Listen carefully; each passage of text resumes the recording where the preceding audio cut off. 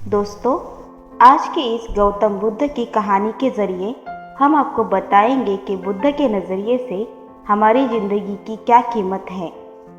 हम में से बहुत से लोग अपनी ज़िंदगी की वैल्यू नहीं समझते और अपने जीवन को ऐसी चीज़ों में बर्बाद कर देते हैं जिनसे हमारा नुकसान ही होता है।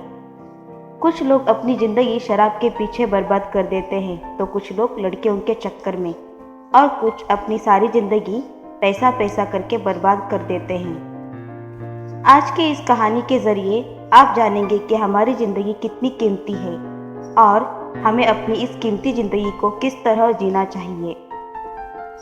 एक बार की बात है, गौतम बुद्ध अपने शिष्यों को ज़िंदगी से जुड़ी अच्छी बुरी चीज़ों का ज्ञान दे रहे थे। सभी शिष्य उनकी बातों को बहुत ध्यान से सुन रहे थे। उन सभी में एक शिष्य ऐसा था जिसे प्रश्न पूछने की बहुत आदत थी।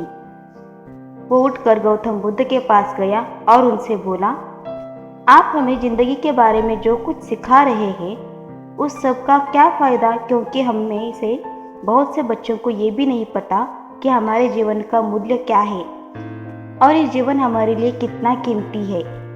पहले आप हमें ये बताइए कि इस जीवन का मूल्य क्या है।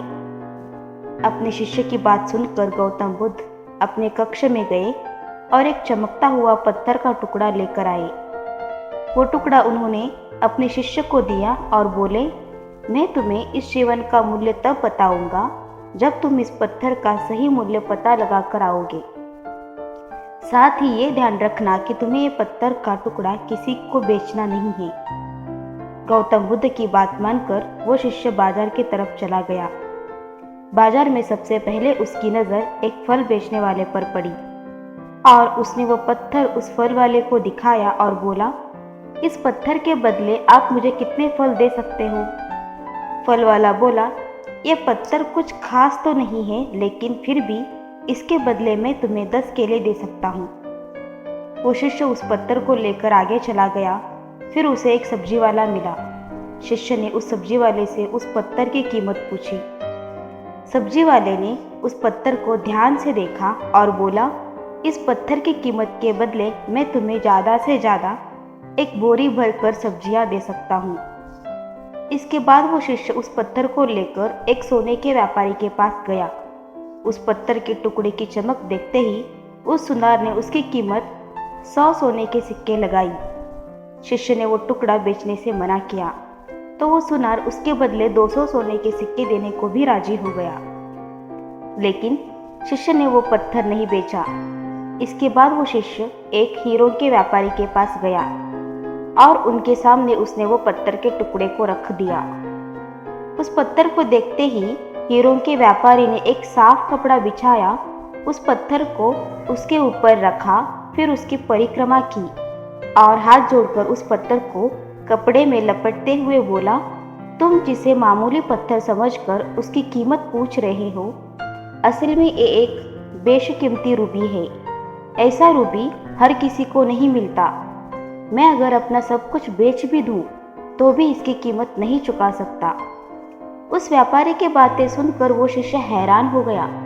वो दौड़ा दौड़ा सीधा बुद्ध के पास आया और उन्हें उसने जो कुछ भी बाजार में हुआ वो सब बता दिया। उसके अचरज भरी बातें सुनकर गौतम बुद्ध बोले, तुम्हारे सवाल का जवाब इस रूबी की कीमत में ही छिपा है। हमारा जीवन भी एक रूबी है। रूबी की तरह ये भी बेशकीमती है, लेकिन हम इस बात को हमेशा नज़रअंदाज करते हैं और अपने जीवन का मूल्य नहीं समझते। हम दूसरों को देखकर और उनके जैसा जीवन जीने की कोशिश में अपने जीवन की कीमत खो देते हैं। हम ये सोचते हैं कि हमारी ज़िंदगी की कीमत वही है जो दूसरे हमें बताते हैं, लेकिन ये बात हमेशा ध्यान रखना कि सामने वाला अपनी हैसियत, बुद्धि और अपनी समझ के हिसाब से तुम्हारी कीमत लगाता है। जिंदगी सिर्फ एक बार मिलती है, इसलिए इसको बर्बाद ना करें। अपनी ज़िंदगी को उतना ही कीमती समझे जितना कीमती आप अपने बैंक में रखे हुए रुपयों को समझते हैं। आज के समय में लोग अपनी ज़िंदगी से ज़्यादा कीमती प्यार, पैसों और दिखावे से भरी चीज़ों को समझते हैं। प्यार के चक्कर में लोग सुसाइड तक कर लेते हैं। पैसों के चक्कर में ऐसा काम करने लग जाते हैं जिससे उनकी ज़िंदगी बर्बाद हो जाती है। नाम कमाने के चक्कर में उल्टे सीधे काम करने लग जाते हैं। हमेशा याद रखें कि दिखावा करना ज़रूरी नहीं है। प्यार दोबारा मिल सकता है, पैसा फिर कमाया जा सकता है, लेकिन ज़िंदगी को फिर से पाया नहीं जा सकता। इसलिए अपनी इस बेशकीमती ज़िंदगी को अच्छे से जिए, हर पल का आनंद लें। कभी ये ना सोचें कि आप इस दुनिया में किसी काम के नहीं हैं। ना कभी ये सोचें कि आपकी ज़िंदगी व्यर्थ है, आपके होने या ना होने से कुछ फर्क नहीं पड़ता। जब भी ऐसे नेगेटिव विचार आपके मन में आए तो खुद को बस ये याद दिलाएं कि जीवन एक रूबी है और ये बेशकीमती है।